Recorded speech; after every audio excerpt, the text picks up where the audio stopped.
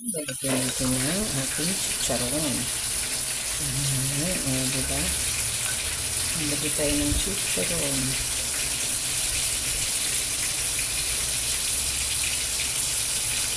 Morning sa lahat. Tayo ay magluluto ng puso ng saging. Ayan, apat yan. Ito yung ating pork. May siling haba, bawang, sibuyas, at tigda-dalawang gata to eh. Ayan. Hindi na natin banggitin. Wala naman hindi naman paid in sponsorship yan eh. Ayan. Yung taba ng pork ko, nilagay ko na, pinamamantika ko na para sa panggisa ko. Ayan. Iwain na natin ito. Ayan na yung ating pinamantika ang taba ng baboy. Ihanguin ko muna yan. Saka na ako magigisahin ko na yung aking mga gulay. Ayan. Gisahin na natin yung ating bawang sibuyas. Next natin dyan yung ating sliced pork. Ready ko na rin yung ating iniwang puso ng saging. Ayan. Translucent nuts, saka medyo brown yung garlic. Ayan natin yung ating sliced pork. Ayan. Ating ginisang pork. Bali, lalagyan na natin ito ng salt and pepper. Matay ng konting salt lang muna. Salt. Hulog na rin natin kasi dyan yung ating puso ng saging. Salt, konting pepper. Ayan. Mix na natin.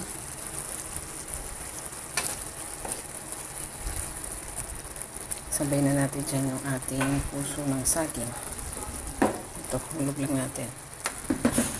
Lang ha, hindi kaya ng kamay ko na isa.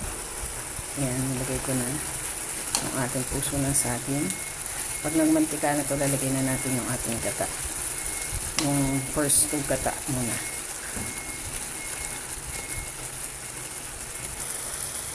Ayan, dagdag pa tayo ng konting asin. Tapos paminta para sa ating puso. May timpla na siya. Ayan, mamaya-maya na natin lagay yung ating gata.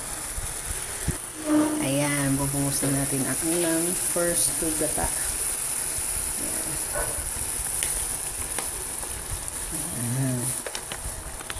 Kasi yan nakalagay 2 coconuts. O, diba? Ayan. Ayan lang natin mag-simmer yan hanggang sa lumambot. Saka natin ilalagay yung susunod na gata para naman yung sa pinaka-sauce na natin.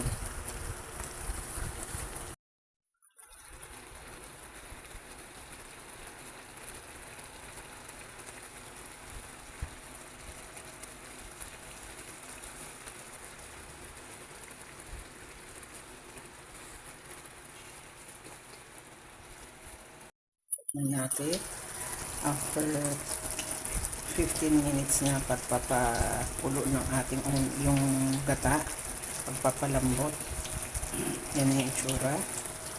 I-mix na natin. Ayan, konti na lang yung gata niya. Pwede na tayo maglagay ng susunod na gata para nasa sarsa. Pag kumulo na yon, saka natin lalagay yung ating siling haba. So ito na yung ikalawang gata natin. Bali, 4 na gata lahat in total yan. Yan.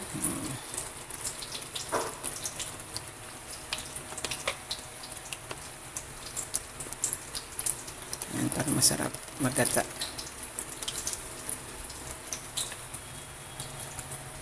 Tapos mix lang natin. Pakuluan na natin ng gusto yan.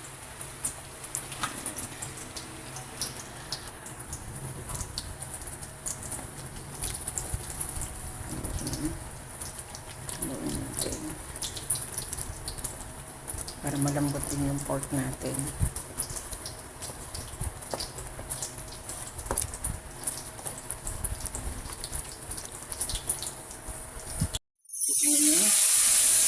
Yung ating final gata na to ang nilagay. So pwede na natin ilagay yung ating siling haba. Ayan ko lang yung siling haba. 3 siling haba. Ayan. Tapos panin natin.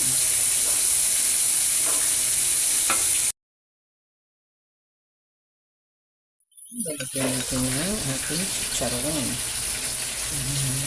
Diba? Lagyan tayo ng chicharon.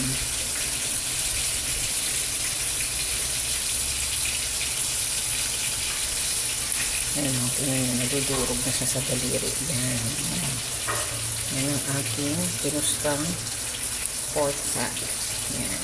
Okay. Tikman na natin. Yan. Lutong no.